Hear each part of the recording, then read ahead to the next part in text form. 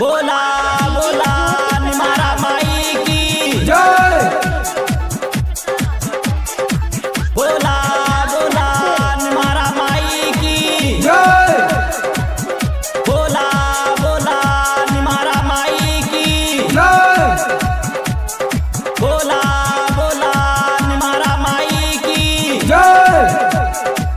मायनी महारा के धरब चरणवा पूरा जो होई हमरो मंगनवा दे हम निशानवा चढ़ाई मजा खूब निमहरा में आई दे हम निशानवा चढ़ाई मजा खूब निमहरा में आई मायनी महारा के धरब चरणवा पूरा जो होई हमरो मंगनवा दे हम निशानवा चढ़ाई मजा खूब निमहरा में आई दे हम निशानवा चढ़ाई मजा खूब निमहरा में आई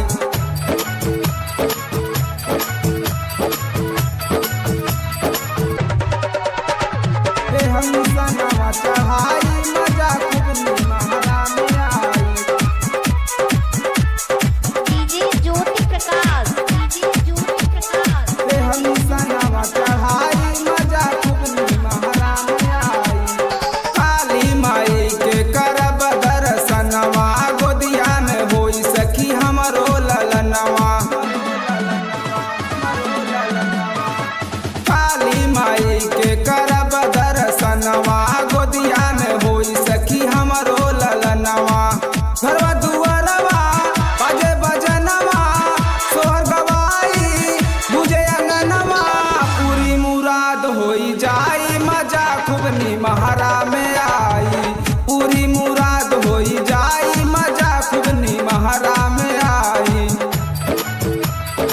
बोला बोला बजरंग बली की जय। बोला बोला बजरंग बली की जय।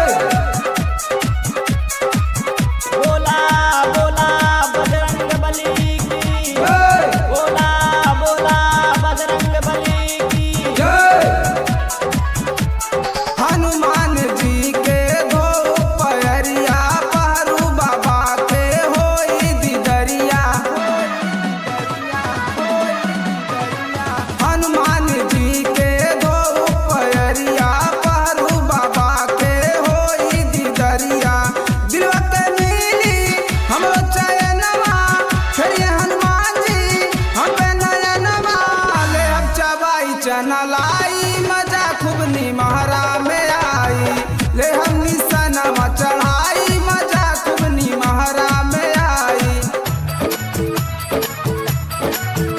बोला बोला निमारा माई की जय। प्रकाश बोला बोला निमारा माई की जय। बोला बोला निमारा माई की जय। भूतवा पर तवा लगे नई है निमारा माई सारा दुखवा भगई है भूतवा पर तवा लगे नई है निमारा माई सारा दुखवा भगई है डीजे पे नाची सारा घर नवा झूमे खुशी से सबसे परनवा सुशील के गीतिया सुनाई मजा खूब निमहरा में आई दे हम निशानवा चढ़ाई मजा खूब निमहरा में आई निमहरा माई के छुअब चरणवा पूरा जो होई हमरो मंगनवा दे हम निशानवा चढ़ाई मजा खूब निमहरा में आई दे हम निशानवा चढ़ाई मजा खूब निमहरा में आई निमहरा माई के छुअब चरणवा पूरा जो होई हमरो मंगनवा दे हम निशानवा चढ़ाई मजा खूब निमहरा में आई दे हम निशानवा चढ़ाई